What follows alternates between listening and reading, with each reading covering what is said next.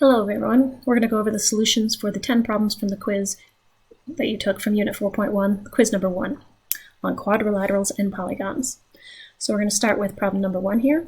It talks about a parallelogram WXYZ, and it gives the coordinates. So I'm going to go ahead and graph that. Oh, let me get my pen turned on. So I'm going to just sketch a graph of that. So the first point X was at -2, -3. So that is sitting here. Y was up at 0, 5.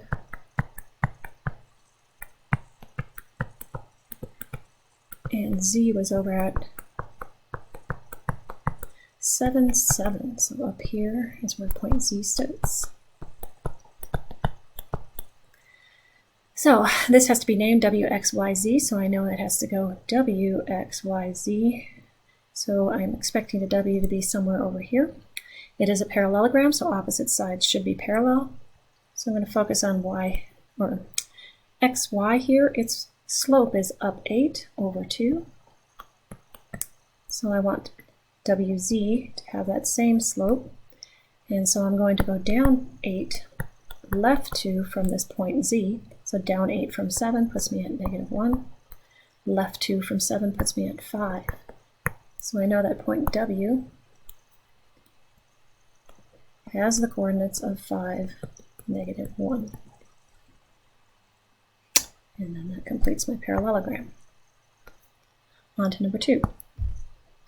Number 2, we had a rectangular quilt piece, had ribbons as diagonals. They gave us the dimensions. So AB was 10 inches. AC, this entire diagonal, was 14 inches. And we are asked to find BX and BC. Well, BX we can see is a portion of the diagonal.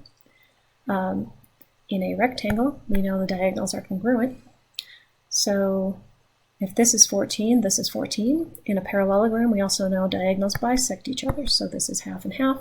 So that gives us BX is 7. Then we need to find BC here.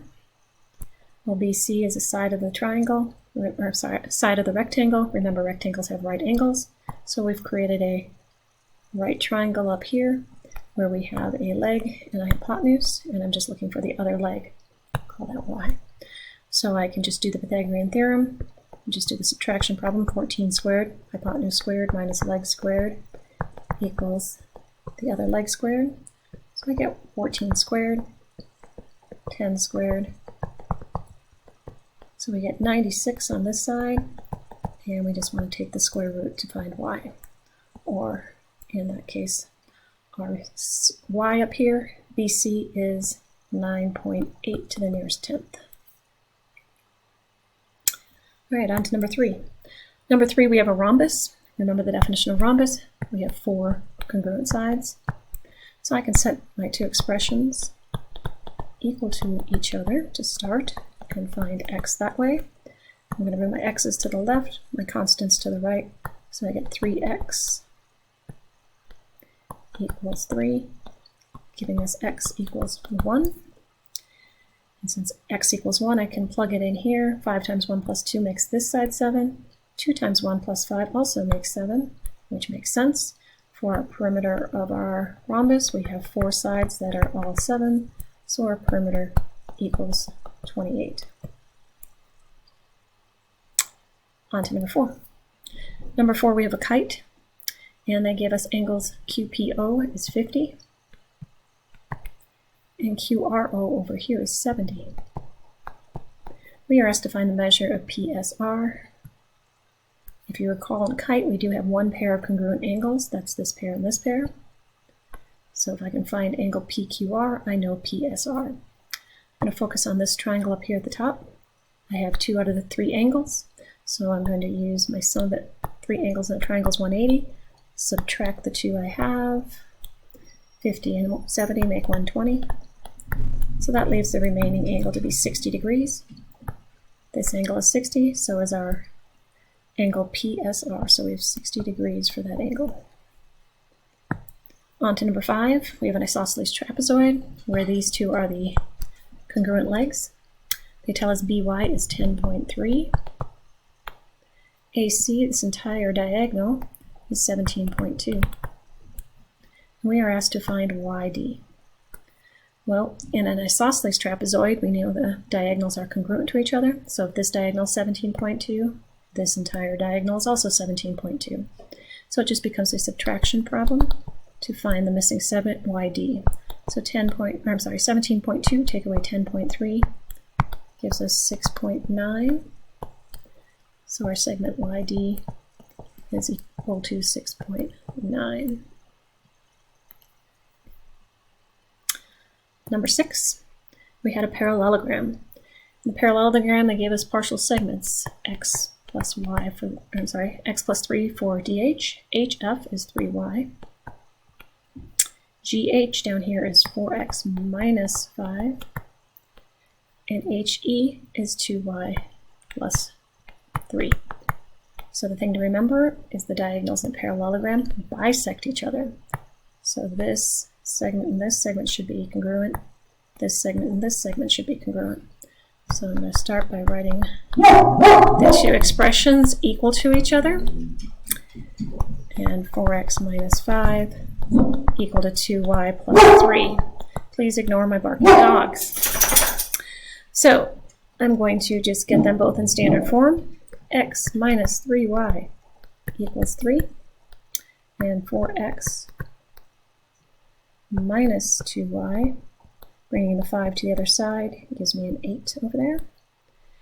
And now I'll multiply the first equation by negative 4 to get negative 4x plus 12y equals, nope, I forgot up here, this 3 when it came over to the right side became negative. So now I get 12 when I multiply by negative 4. Combining these together, I get 10y equals 20, and y equals 2. I can sub that back in to this equation, and I get x plus 3 equals 6. So x is equal to 3. If you recall, we're supposed to find the length of the diagonal, so with x and y, I can plug those in. 3 plus 3 makes 6. 3 times 3 makes 6. So DF ends up equaling 12. And then we had to find GE. When I plug the 2 in here, 2 times 2 plus 3 makes this 7.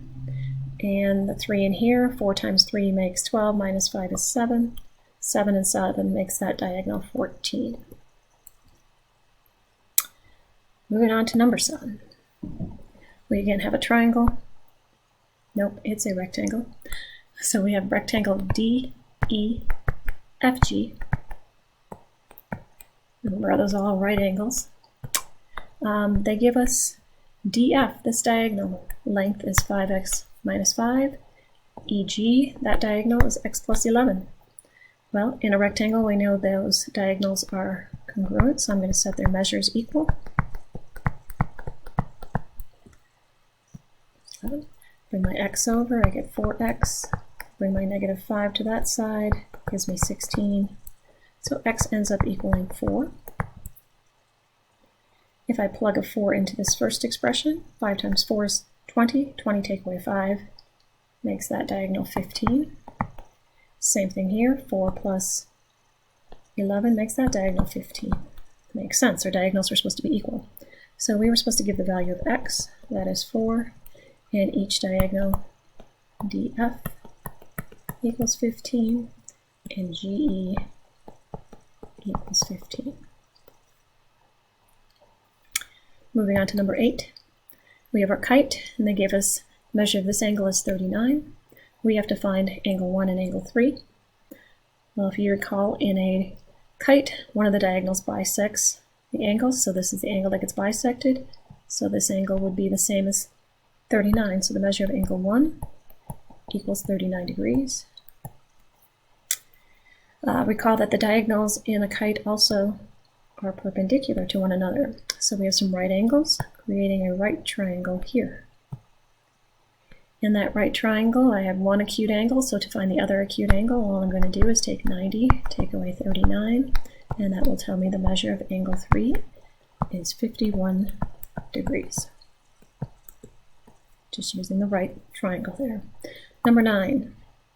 Again, we have a kite, and in our kite we have two sides congruent and another pair of sides congruent. They tell us one side of the kite is 8 less than 4 times the length of the other side. Well, I don't know this side, so I'm going to call it x. I'm going to make this and this x in my picture.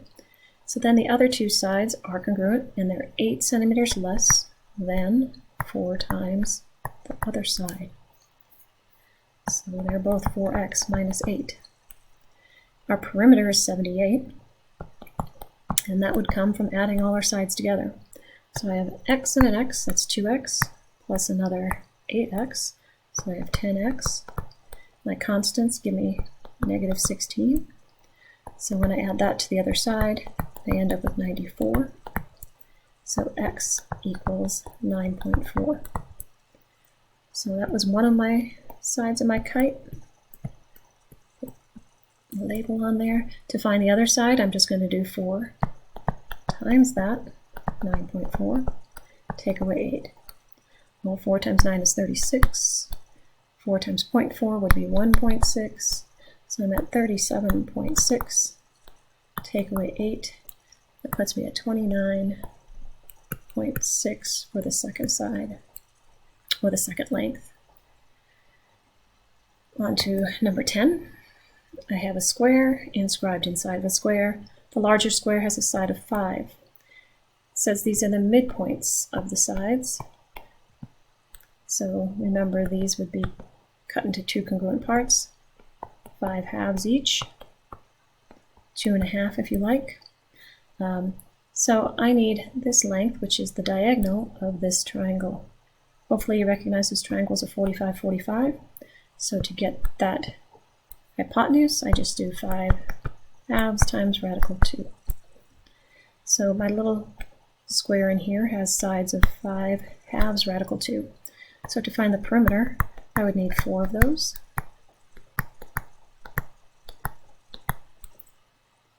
And I'm going to just simplify here to 1. I end up with 10 radical 2. Sorry, radical 2. Put that in your calculator. To the nearest tenth, you end up with 14.1. And then for the area, I'm just going to take 5 halves radical 2, multiply it by itself, or square it in other words. You're going to square everything inside there, so we get 25 fourths times 2. Again, I'm just going to simplify before I multiply, and I get 25 halves. Half of 25 put me at 12.5.